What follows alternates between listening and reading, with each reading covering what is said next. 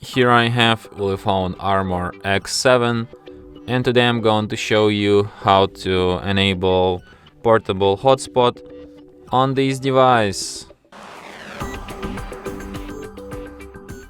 So first let's go to the upper bar, and here you can find the button Hotspot. Like it should be here, but if you can't find it, you can either add it here, but you can also just go to settings. Then we go to hotspot and tethering and enable hotspot here.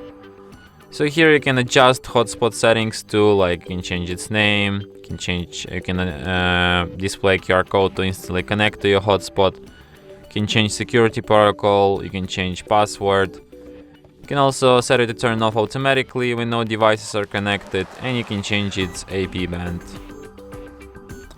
And after you enabled it once, you can go to the upper bar and this hotspot button will appear here now. And that's it.